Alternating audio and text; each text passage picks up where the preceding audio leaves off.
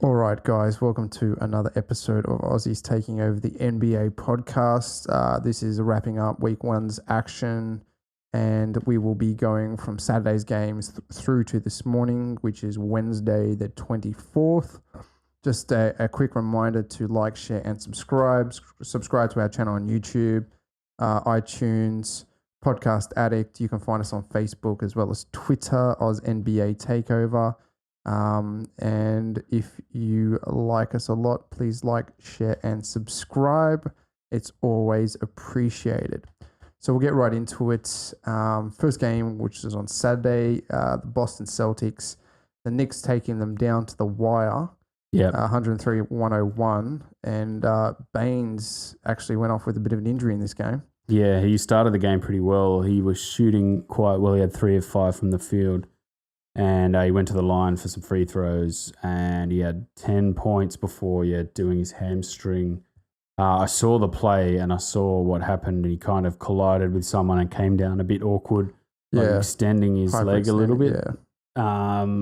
Sort of like around the hip area, not like his knee, not like a hyperextension of his knee or anything. Was kind of around the hip area and he kind of limped away, and that was the last we saw of him.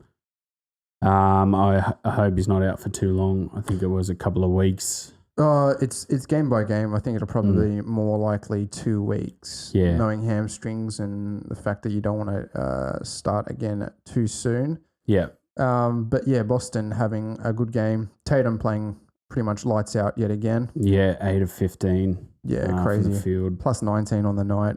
Baines was plus 15 in his 12 minutes on the court. Yeah. Fuck, he's a good offensive rebounder, Baines is. They started really well before he went off with that injury. Kyrie Irving played, another average sort of game.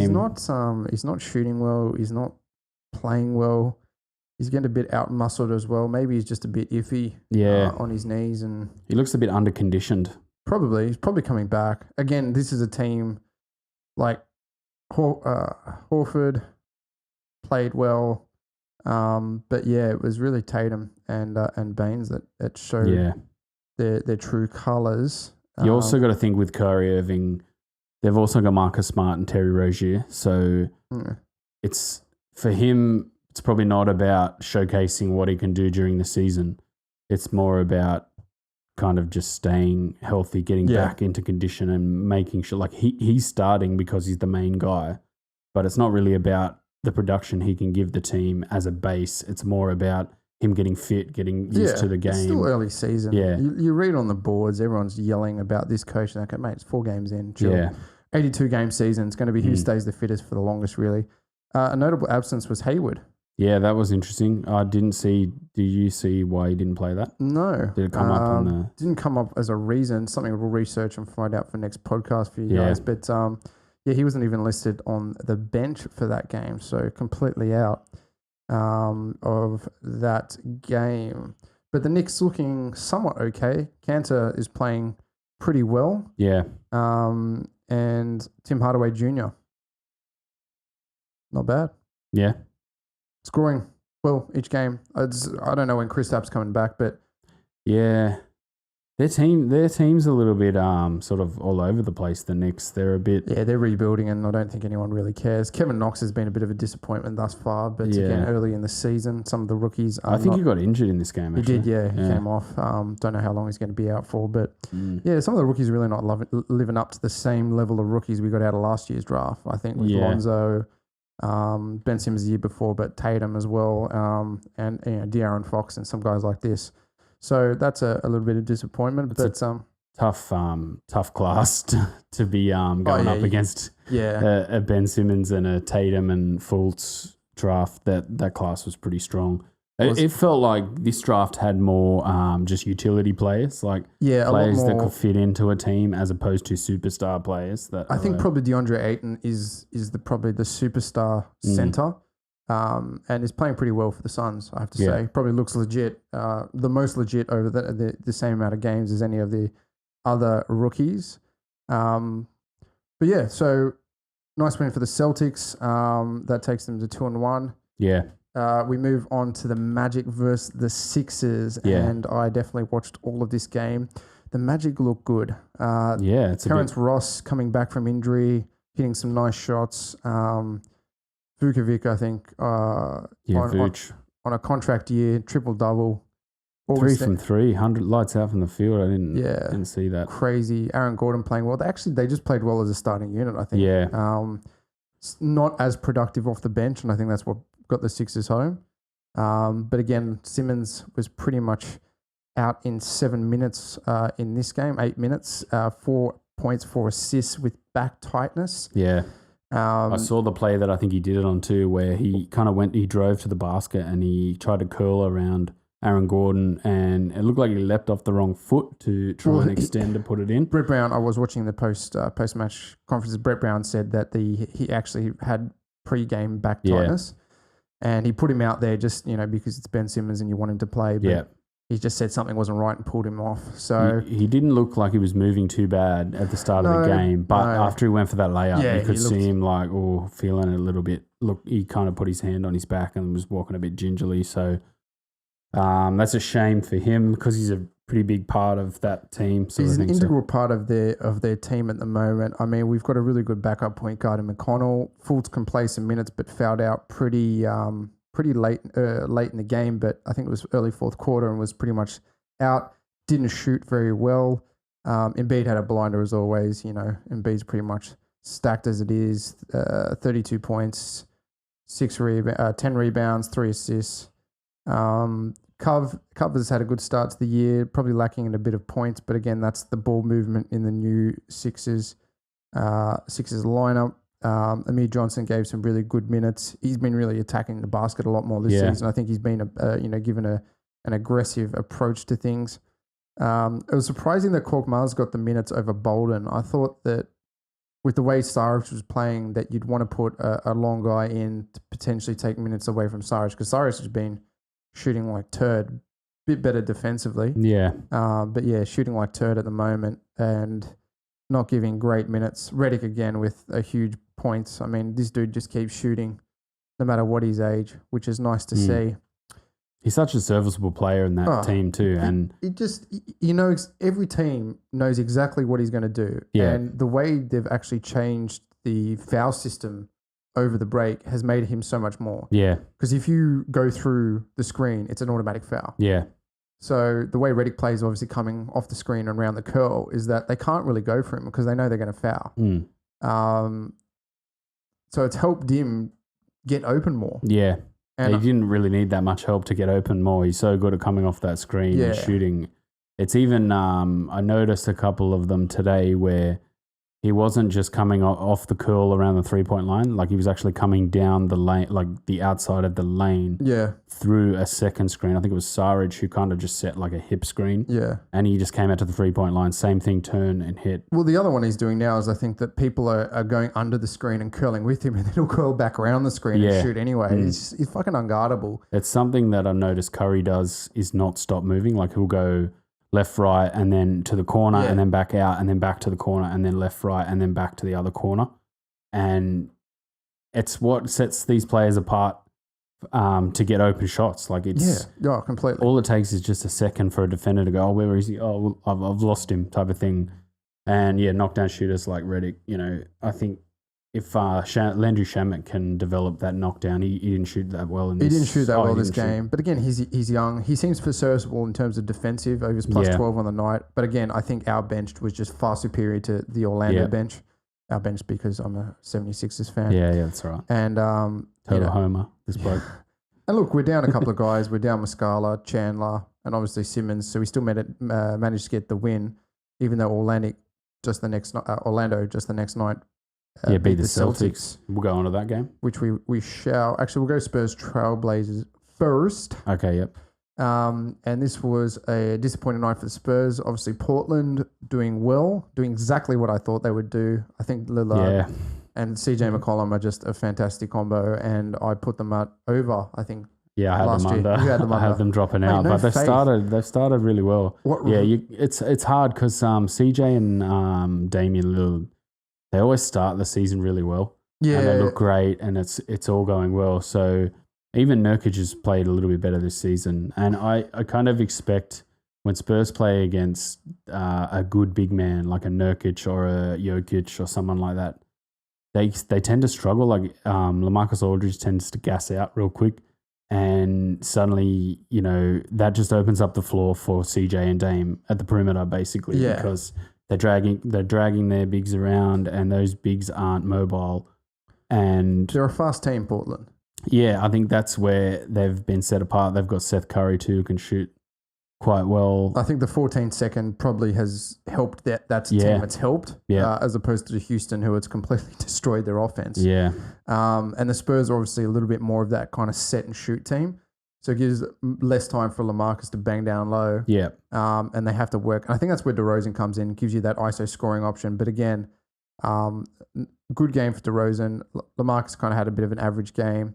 Patty played 22 minutes, 4 from 11 from the field, 1 from 5 from 3, a couple of rebounds, 1 assist, 1 steal, 1 block. Yes, I don't know who he blocked, but that is hilarious. I'll look that up while we're doing this. Minus 13 on the night in terms of plus minus and 9 points.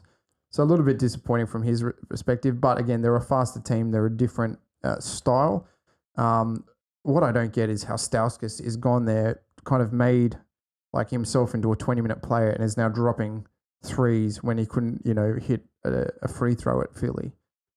Yeah, I'm not sure. He looks a bit bigger, put on a bit of weight. Put on a bit of I think he's about muscle. 6'4", 6'5". Yeah. So he's not an undersized shooting guard, but he just could never get them down, never hit them. So I wonder, because Shamet, you look at Landry Shamet that plays for Philly now, he kind of looks a little bit, even though he's 6'4", 6'5", he kind of looks a bit thin and wispy. Yeah. So I wonder if he, develops his strength and conditioning. Well, this is Stauskas' the fourth year in the league. So he's probably, he's put on a bit of size. You get older, you put on a bit of muscle just naturally. And that probably what gives him a bit more barging through screens or getting around screens as well. So here, Evan Turner misses 2-point layup from 4 feet, blocked by Patty Mills. So blocked to the rim basically by a guard, a 6-foot guard. That's pretty cool. That's poor from Turner. Yeah, that's horrid.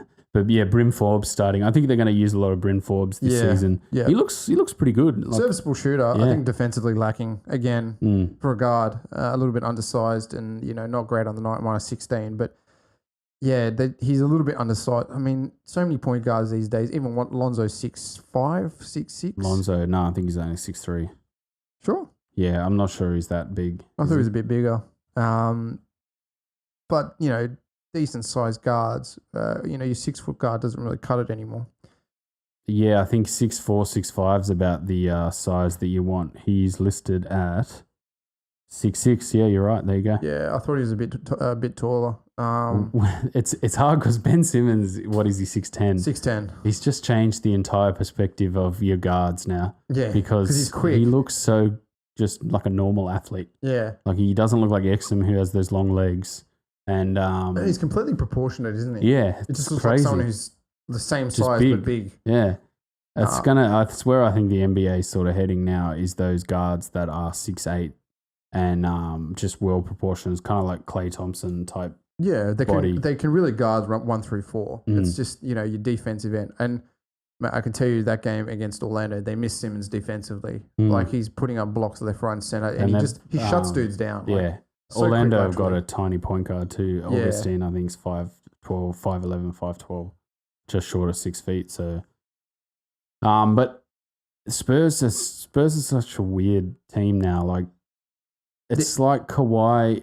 The beefiness in Kawhi's game meant there was more space in between the forwards and the guards, but whereas they're working really hard for DeRozan to try and find that space, and it's kind of there sometimes, but sometimes it's not there. It just shows you how good DeRozan really is in the mid-range, man. I mean, he's taking a lot of shots, and so far, I'll look up so far this season. In this game, 11 of 22, I think he had 30 shots in the other game against the Lakers. Yeah, he was 11 from 29 against the Lakers, 2 from 5, 3-point. We can move on to the Lakers game. Yeah. Because this was a really good game, actually. Yeah. Really good game. LeBron kind of back to LeBron-esque best, obviously with Rondo out and Ingram out from Spitgate. Yeah. That was a great fight. I loved every second of that. Yeah, that was good to see Chris Paul get punched in the face. Not that I'm the biggest fan of Rondo. No, spitting's a bit dog, but yeah, it's always good. But I haven't seen a fight like that in ages in the NBA, really. Like there was the Rollo and somebody else punch on. I think it was 2 years ago, or was it last year? I think it was 2 years ago where there was a genuine punch on. But since then, I don't think I've seen like a good fight. No, like a really good fight where they're there's professional punches athletes. landing. They really shouldn't fight. It's bad. It's bad for the game. It's terrible. But I can understand, man. Trying to watch Houston play, you just sit there just going, is this really necessary? Like, you're on $30 million a year. Like, do you really need to throw yourself on the ground every 5 minutes? It's just so unnecessary. They're a bit floppy. I was watching best of James Harden highlights in terms of defense or non-existent defense. Fuck, he's terrible. It's only because he's such a good ISO scorer that he's that kind of guy. But Houston's defense since Ariza is gone, is just Ennis is not too bad, but Anderson as well. But it's just fallen apart because they've got two small men on the field that you could just kind of fly by. You know, I think when you're playing a team like Boston, especially with the Morris and your Horfords and your Baines, I mean, these are big dudes. You just, unless your 3-point shooting is absolutely on song, you're going to get nothing in the paint, and they're just going to bang down.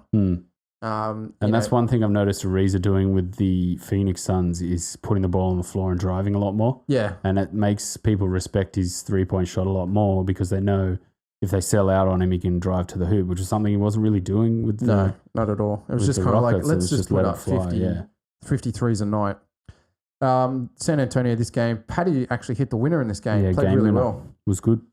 Very, very good. He was 4 from 7 from the field, 1 from 2 from 3, 12 points, 2 rebounds, 3 assists, and hit the winner, winner chicken dinner. Yeah.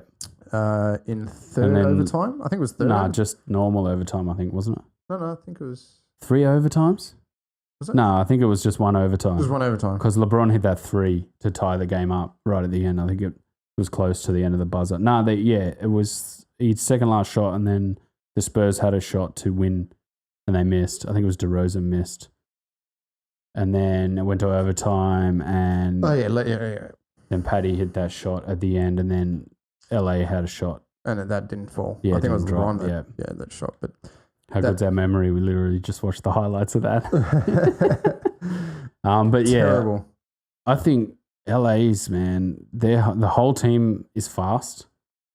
The LA team is so fast, and they're trying to play fast, and everything's trying to be fast. Man, it just makes LeBron James look really slow. He's a power. He's a build-up game kind of guy. He's playing too many minutes, 43 minutes at small forward.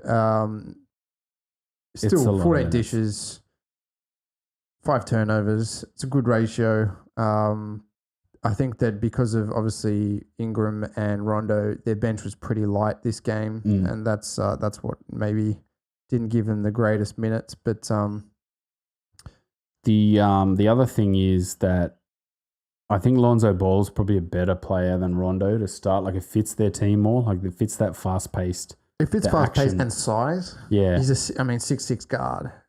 He's going to give you better defensive capabilities inside, especially a team that has undersized guards like San Antonio. Yeah. Whereas Rondo, you're pretty much matching like for like.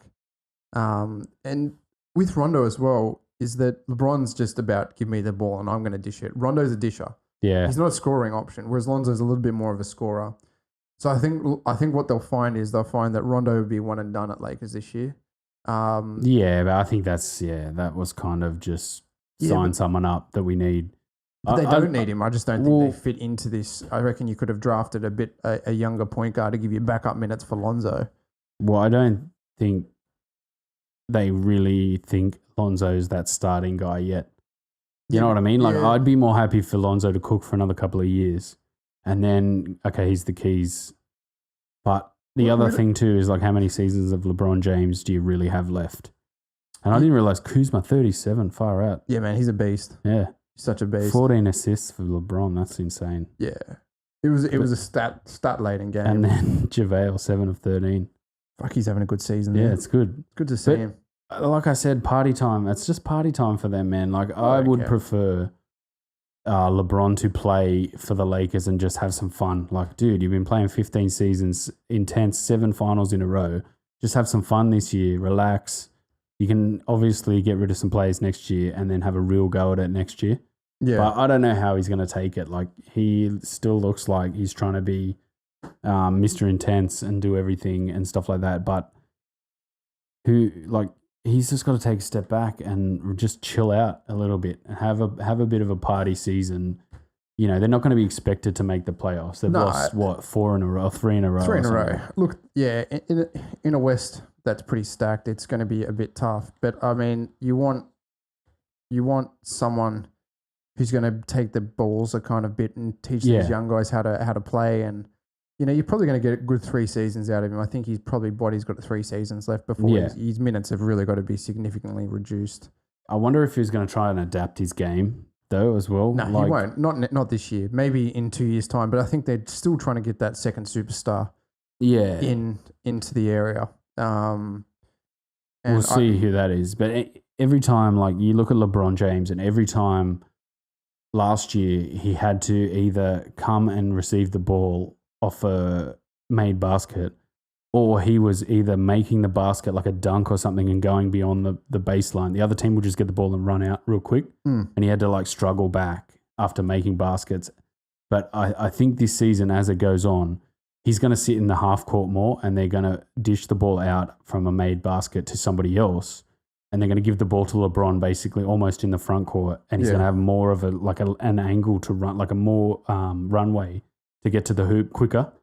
Obviously, he's not going to be able to do that if he's coming back all the way back to get the ball. Yeah. So I wonder if that's what they look to do. Well, the Lakers aren't really a positional based team, it seems, either. They're just kind of pretty much free flowing. And you know, wherever's good is how it is. Anyway, it's enough Lakers. Enough Lakers talk. Yeah. We always got to mention LeBron though. He was back to his best. Yeah. All right, next game is the Magic in Boston. Obviously, Bane's out this game, and the Magic taking it away from Boston. Yeah, which was very, very interesting. Vucevic having another blinder. Yeah, Gordon playing well. Augustine having a good game. I mean, they got a bit more production out of their bench, but they pretty much had their starters. Well, that combo of Jonathan Isaac, Vooch, and Gordon, they're all big guys, like, you know, and mobile guys who can shoot as well as get to the rim. I wonder, Steve Clifford's their coach, I wonder if he just kind of rides them into the dirt all season, and hopefully, you know, they can get somewhere this season. I still think they're probably a few players away and maybe a season or 2 away they've from got to developing something. Yeah, they've got to go for some second-round picks and get some good bench depth. I think really their bench is lacking. You can have 4 good starters, but we saw at the game against Philly, and we'll see throughout the season, is they'll just get non-productive bench minutes. And then you've got guys that are playing 40 minutes a game. They get injured, they're tired, and by halfway through the season, they're fucked, and it all falls apart. So Terrence Ross, I think, is probably one guy, if you can stay healthy, will help that. But it's not something that they're going to be able to maintain with that. They started really hot last year as well. Yeah, and exactly what happened. Yeah. They died because they have no bench depth. But Boston were pretty terrible. Tatum didn't have a great game. Irving had somewhat of a better game, 22 points. Not shooting great from 3 still, 2 from 8. And Marcus Morris took a bit of Bane's minutes away. And they just did not get good production. I think they had a bad game, had an off game. Well, their bench didn't do too bad. Like their bench was a +5, +9, +6. Smart, Rozier, and Daniel Tice. 3 of 5 for Morris, 4 of 8 for Smart.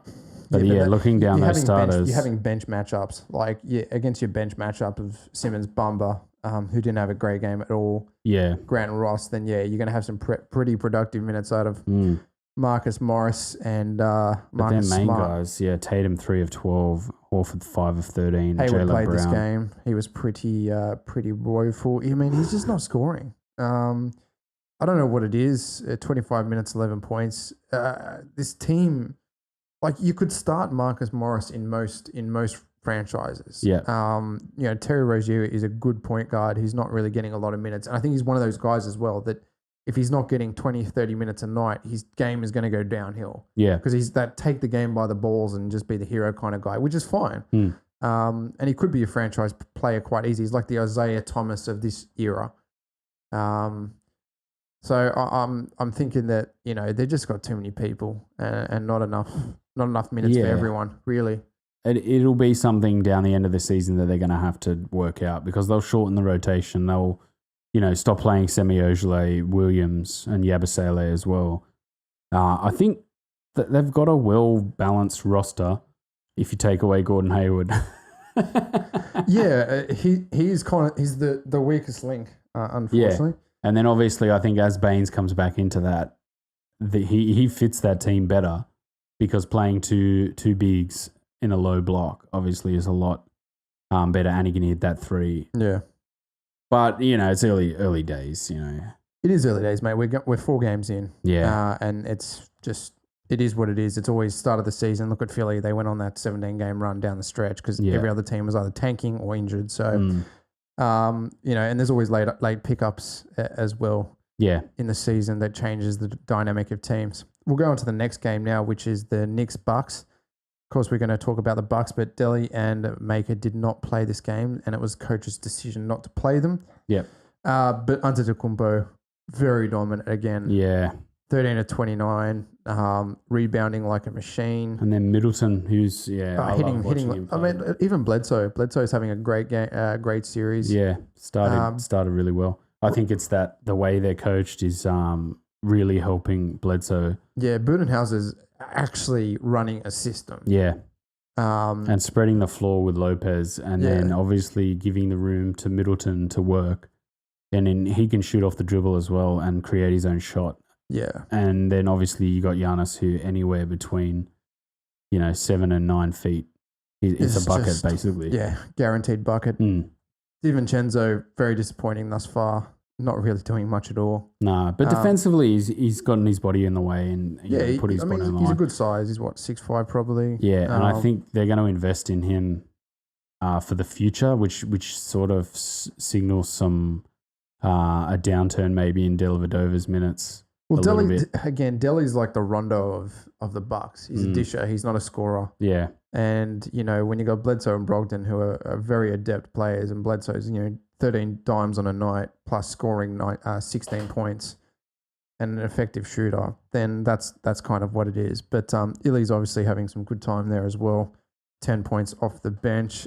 Knicks not doing too well, but again, we don't expect much of the Knicks this season without Porzingis. Again, did you see Ron Baker cop an elbow in the head from his own player?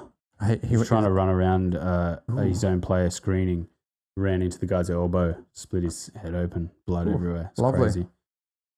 Lovely. But I don't think the Knicks are going to be anything much this season. No. And it's interesting from contract negotiations, Porzingis hasn't agreed to a max deal. Nah, I don't know if he's really going to do it though. I don't think it's a big investment to stay there. And he's coming off that knee injury. Who knows how good he's going to be? He's not. Well, they've offered it to him. Like they've offered him the keys to the Knicks is that you're going to be the player, but he's just like, I don't know what I want. Do you really want to be that guy? Do you want to be that guy? I don't think so. I think with Butler and Kyrie pretty much saying that they're not going there anymore. It's not really going to happen. It would be interesting because he's good, but coming off that knee injury, I wonder, but who knows how good he's going to be in the end. No one knew how good Joel Embiid was going to be coming off 2 seasons of pretty much out and then a very reduced 2 years, no back-to-back games last year for a good portion of it. And look at him now, killing it. Absolutely killing it. Okay, we move on to the game where the Utah Jazz shit the bed. Yeah, man. Fucking hell, that was horrible. Horrible to watch. Memphis, though, man, I watched the highlights of this, and Memphis, if Marcus Gasol can play like that every game, that's a blueprint for the Jazz. Like, if you're going to play against the Jazz, you need that center who can attack the paint and get Gobert off his game, as well as bring him all the way out to the 3-point line and shoot threes over him. Yeah, because that's pretty much the only way you're going to get efficient scoring, like back-to-back scores all the time, is bring Gobert out of the paint, which they seem to do really well. And Mike Conley got in there and he had 23 points, 6 from 20. That's a bit Bit rough, but getting to the line a lot, Yeah. I suppose. 10 from 11 free throws. Which is unusual for the Jazz. They don't foul all that much, really. No. Donovan Mitchell didn't play very well in this game. Ingles shot poorly. Yeah, Exum Joe shot Ingles was poorly. terrible. Exum was, 2 from 11. Yeah, that's And none that's from not 4 from great. 3. Couple of rebounds, 1 assist and 1 block. He almost injured himself again. He went up for a block to block someone on the perimeter, like to close out on a shooter, and he jumped up and his knee went into the shooter. Yeah. And he like pretty much went down on his shoulder, and I thought, oh no, that's gonna be it again. But he got back up and played later in the game. So, but I think that's why he only played 13 minutes, is because he might have just damaged that shoulder a little bit. Oh God, that would be I terrible. really, yeah, man. When I saw that, I just went, no, please, no, not again. But yeah, looking at that box score, it's pretty dismal. 6 of 13 for Mitchell, 4 of 13 for Ingles. Yeah, Rubio is not having a great season start as well. But Rubio's just going to not shoot. Like, why is he taking 5 3-pointers? That's what I want to know. That's true. I think they just kind of let him have the keys at the end of the last season because he was a little bit on fire. But when Ingles is shooting 1 from 7 and, you're having a bad night. Yeah, that's where a lot of your scoring goes. And then Grayson Allen coming off the bench late in the game in the fourth quarter. And hits all hit three a 3 shots. Yeah. And he looked good. I think Burks, and I'm not sure if Burks got injured in that game, but he only played 5 minutes. He's been playing pretty well for him as well. Yeah. But yeah, I think I'd put that down more as a bit of an anomaly game. Yeah, I think they look good, and I still think that they've got enough depth and some good starters that they're going to go all the way. But 1-2 start, none from 2 at home. It's a bit of a tough crowd. Yeah, it's it's not good for my over-under predictions either. No, not at all. But I think They've got to they've just got to shrug it off because they're definitely good enough and they've definitely got the versatile roster to make it all happen. So I think, hopefully they just shrug it off as just a bit of early cobwebs and get on with business. And try and take on the Rockets, which is coming up. Yes, the Rockets are fucking garbage. They'll smash the Rockets. Yeah. Yeah, Well, I'm just making that. Who's gonna guard Harden, you reckon? Anyone? Oh no, everyone, all of them. Look, it's something that Exum did very well in the series last year. I think they're going to switch him on. I think that he was like 1 from 15 when they switched Exum onto Harden in the playoffs before he got obviously did the hamstring and got injured. So I think Exum's so long. You need someone who's quick laterally and long. Yeah. And doesn't put up with his step backs as well, which are travels. P.S.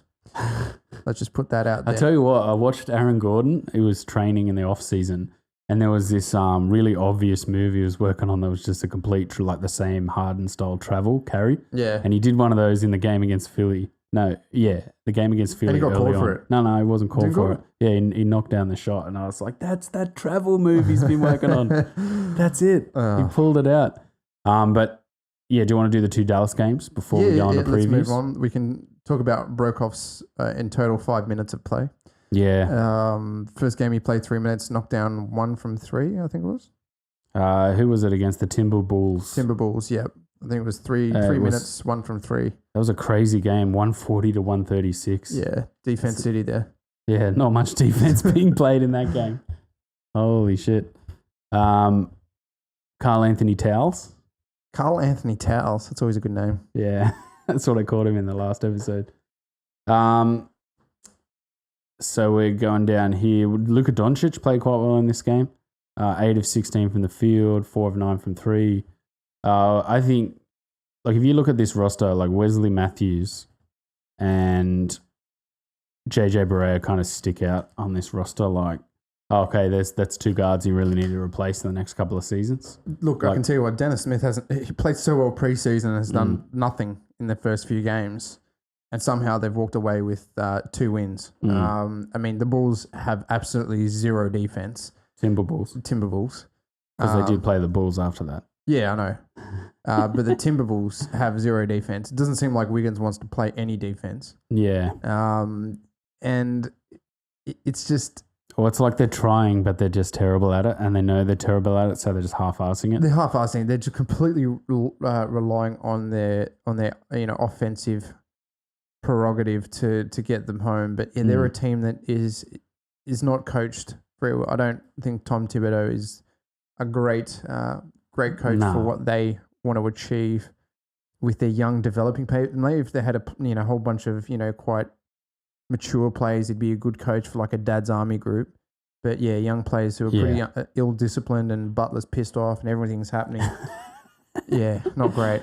But Broekhoff was 1 from 3, wasn't he? Yeah, he had just the 3. He hit a time, like the one he hit was a timely 3. They went on a little bit of a run in the second half, and I'm pretty sure one of those was one of the 3s he hit from the top of the arc. 4 minutes.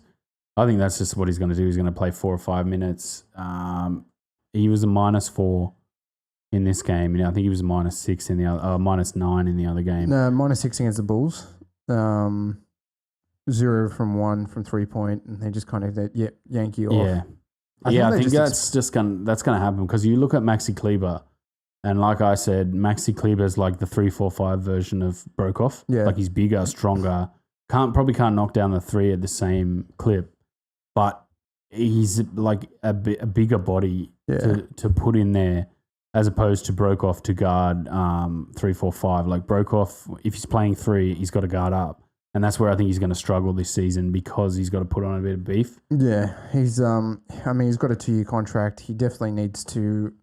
Oh, I can't see them not trying to invest more in him. Of course, yeah. I mean, you sign someone up and you know exactly what you're getting because he would have been scouted. This is the NBA. They don't scout. So they know he's got to put on some size. And that's probably why they're using him sparingly to begin with, and he'll be good injury cover at the 2-point for anyone who goes down if Matthews goes down. But I think that you probably want to get maximum 10 minutes out of him towards the end of the quarter where you're potentially playing bench rotation and he can switch on to smaller guards and knock down 3s. And JJ Bray is pretty good at finding people in that respect. 11 assists off the bench. And then obviously DeAndre Jordan, who has kind of been a bit hit and miss. I think in this game he had 22 points, 8 of 10. He's only ever going to score from about 6 feet basically. From a lob threat or, a dump off in the lane. And Broekhoff's not a drive and score player. No. So that if you take that away from having him and DeAndre Jordan on the floor, there's obviously messes with your spacing a little bit. Yeah. And the other guy, Dwight Powell, man, he played really well against Philly in preseason in that second game. Yeah. And then he played really well in this game against the Mavs, 6 or 7 from the field. Even knocked down a 3, 6 boards, 2 assists and a block. I think he's going to be their small ball center mainly because DeAndre Jordan's kind of useless anywhere outside the paint. Like it's he's still just a rebound and dunk machine. The same as Drummond. That's all right. They're old school. It's like the Dwight Howard era center where you stand, you back down, or you're a lob threat and you can rebound offensively and defensively. But there's a lack of defense. They're kind of okay rim protectors. We got 5 blocks in this, and that's where it's like if you're trying to play small ball with someone like DeAndre Jordan. Like he's going to have to do a lot more than just block shots and grab boards. But if you look at like going down their roster, Luka Doncic obviously 6'5" or 6'6" I think he is, and then you've got Maxi Kleber 6'10", and then Dwight Powell again who's 6'11", and plays kind of like your Simmons or your Aaron Gordon, like mobile. Yeah, very much. So I don't know. I think this roster, man, it's growing something. There's some green shoots of something good. Coming in the next few seasons. Yeah, a couple of seasons' time, I think we could definitely have a Mavericks that are back up there. And yet, again, we yet to see Dirk this season. Obviously, he's still out injured. Yeah. And that'll be nice to see when he comes back. He can play a bench role and be a good scoring option. But yeah, can't really move too well. So you wouldn't want to have him and Broekhoff on the court at the same time. Yeah. But Broekhoff, obviously, I think, getting his 5 minutes a game. Like he's a low maintenance star too, like a low maintenance player. Oh, he's happy. He's got an NBA contract. Yeah, he's not going to have... He's just been in Europe for fucking 6 years and he's got his NBA contract, earning good money. He wants to be part of the process. But you take when you're there, you take all the things that's offered. You take the training camps, the facilities, the nutrition, like it's all part and parcel to get you into being a better player. And he's still going to be an integral part of the national team, so he knows he's always going to get time there. And he's going to be on a serviceable contract because he doesn't need, like, he's not there for a crazy amount of money. He's not declaring that he needs $5 million a season. He's what? I think he's on $800,000 a season, 1.7 2 years. I think 2.6, 2 years, 2.6. Something like that. 2.26. Still a fair bit over the minimum. Yeah, 1.1 a season. Yeah. It's better than nothing. I think those Mitch Creek, those E10 Mitch Creek and Dengadell deals were about $800,000 guaranteed. Yeah, Dengadell wasn't E10. No, I think he was guaranteed. Partially guaranteed. Yeah, Mitch Creek wasn't. So Mitch Creek, FYI, definitely G Leagued up. Yeah. Going to be for starting. the Long Island Nets. Cool. He's in their training camp for the G League team, which is great for him. That's fantastic. Yeah, that is good. Because I think he's somebody who might be able to come up and might be able to grow as well and even join another team somewhere in there. Somewhere down the line. And then the other game that Dallas played was against the actual Bulls. Yeah, the real Bulls. The real Bulls. Where poor old Brokov, he played 2.5 minutes and pretty much got yanked. None of one and in -6 on the night. I'll tell you what, Zach LaVine looks good. Yeah. Shooting wise, just defensively. Woeful. Yeah. Jabari Parker defensively is a bit awful as well. They're just defensively not there. Really. I don't know. They're tanking. They must be tanking for Zion. Yeah. Anyone there, like come mid-season, is going to be looking for that tanking spot for sure because I think Zion Williams. Yeah, he'll be one and done. Yeah. He's going to be it, I think.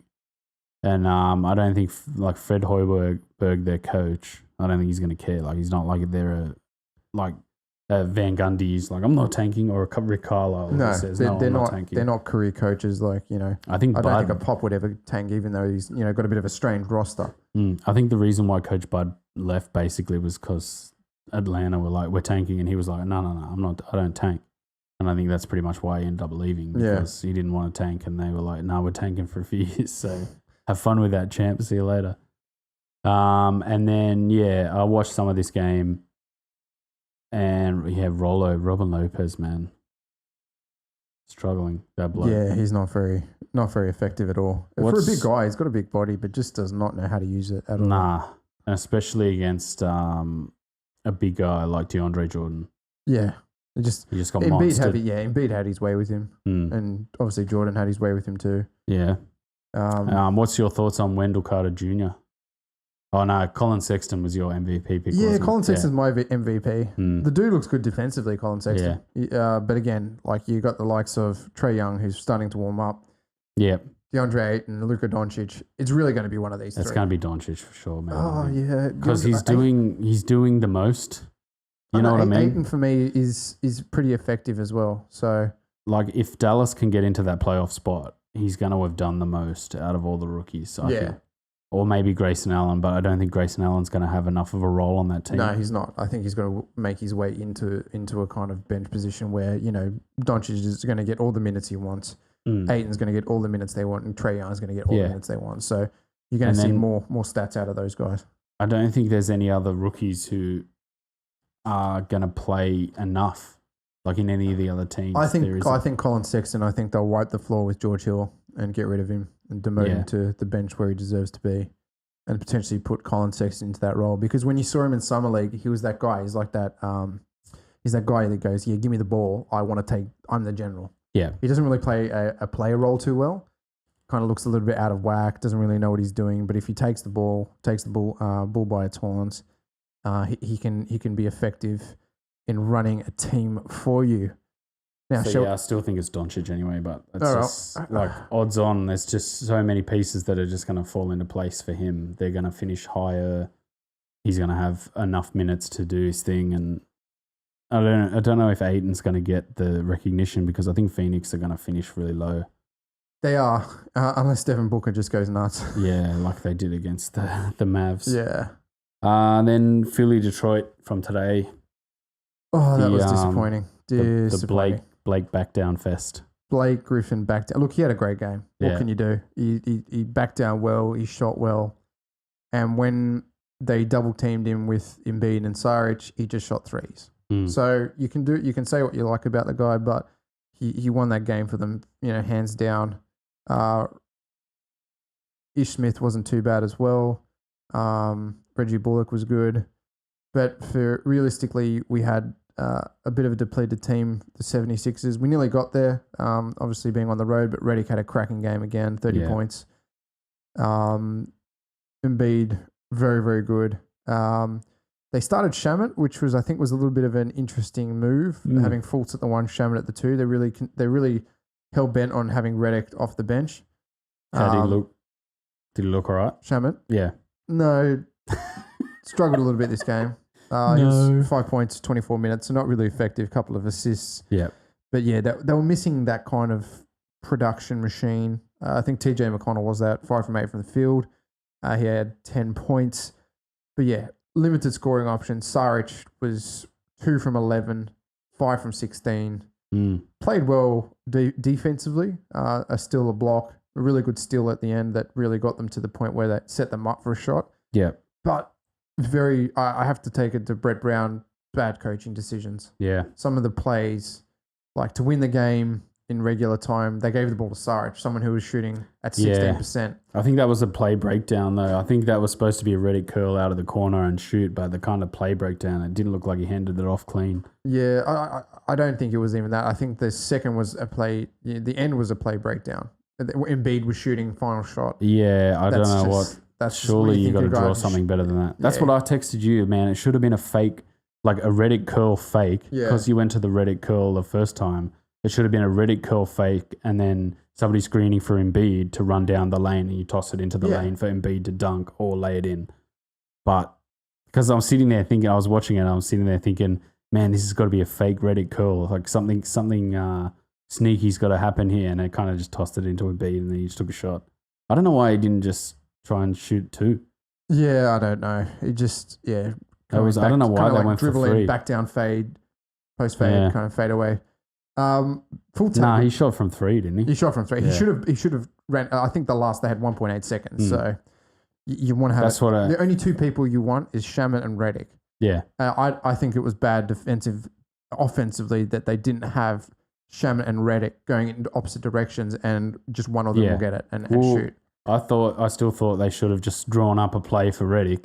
But didn't he? He was inbounding. That's the thing. Like, you should have been... Off the inbound, drawn up a curl for Redick from the far side. And then whoever was screening him for Redick screens for Embiid as well, who just runs straight through. And then you fake, I'm throwing there and just toss it over to Embiid to put it in. 1.8 on the clock. Yeah. Was it 3 seconds or no, 1.8? Yeah. You really needed a shot from some distance. Fultz had a better game. He was 6 from 9, 1 from 2 from 3. More productive. Yeah, he didn't play many crunch time minutes though. No, I think Brett Brown's still worried about him in crunch time. TJ's obviously been there before. Yeah, being third serviceable season. Anyway. TJ, he's definitely obviously they went with TJ Redick and Embiid coming to Saric in crunch time. Muscala came back, which was good. He looked decent in his 17 minutes. Shot well, a couple of blocks. He looks long, looks good. But yeah, I think Amir Johnson was playing. Wasn't Amir Johnson and Embiid defending Blake for that? Yeah, and Blake just fake twist. Yeah, it was a pretty good move, but it's a pretty good move. Yeah. I would have had Bolden on the court at some point defensively. Wow. That's showing a lot of faith in old Jonah. Well, I think when you've got Redick and TJ who are both undersized, I know they're quick, but you want your biggest 5 on the court, and you could have just planted Bolden in the center instead of Covington coming in and doing a stupid foul. I would have let Blake Griffin have the 2 really with 1.8 seconds inbound and take it to second overtime. Yeah, what are you going up for the block for? I think he just must have thought he could get there across the lane under the rim. Yeah, but don't think that they're always that's kind of Covington's shtick. He's going in for these hustle plays. Yeah, he's a good defensive player, but he's not sensible in crunch plays. Yeah. And we saw that a couple of times last year. So disappointing for Philly, but 2 from 2, 2 at home, 0 from 2 away. And Detroit on their best run in a long, long time, since 83, I think. 3 from nothing. So, and Drummond got absolutely monstered in this game by Embiid. It owns a lot of real estate in Drummond's head. Man, it was just Tech City. It was just like, that guy was getting under his skin. And so we end the wrap up for round 1. Yeah. Or just the first lot. I don't think we'll be able to separate them into rounds. I think these games are just going to come thick and fast, and we'll just be talking about Wednesday them. to Wednesday is a round. Yeah, I suppose. Yeah. So fair enough. Wrap up all the games from Tuesday. It is Wednesday in Australia. Yeah. And we will preview a couple of games that are to look out for. Mavs Hawks is on tomorrow. Yep. Jazz Rockets. Hopefully the Jazz. That's going to be a good game, man. That'll be a good game to watch. Pacers Spurs, 76ers Bucks, and Wizards Warriors are the games to watch tomorrow. So I'm hoping the Jazz get up. I think Philly are going to be outclassed by the... Oh, that's probably the Bucks' first real test this season too. Yeah, first real test. I'm hoping Simmons is back, but I don't think he will be. I think defensively they're going to be lacking in size against a good size opponents in the Bucks, who have some good depth as well. Illy obviously coming back to Philly for the first time, have something to prove. And it will be a very big test for Philly, but I think the Bucks might actually get up on that one. Just the way they've been playing, they've just been monstering. So, and it will be a first real test for their style, their new style. Yeah, I think their matchup not too bad. Obviously, the guard's a little bit undersized, but Giannis on Embiid will be interesting to see, and then Middleton on Covington. Like Covington's a good defender. That'll be interesting to see how they go. And Saric has got some size to him, and Muscala. They've got some long players. Some guys to throw it at Giannis. I think, all you've got is to just throw guys at Giannis and hope for the best, basically. Yeah, pretty much. And then Brogdon, and I think Redick might be a little bit nullified in this game because they're gonna target him when he's out on the court. I think they're going to target Redick and try and get him off the floor. I think Shamet might play a few more minutes because obviously they've got bigger guards. Brogdon, they can play Tony Snell there as well. So it'll be a good game, but I hope both teams play really well. Yes, I'll be watching. I will be watching. I will not, because I'll be at work all day. I don't work. No, I do. It's just good to watch on your phone when you are at work. All right, guys. Well, remember, if you made it this far, subscribe, like, and share. And if you're a Sydney Kings fan, on the Kings dime, going gangbusters, lots of listeners, lots of subscribers. So check us out and like, share, and subscribe. Yep. We'll see you next time. See ya.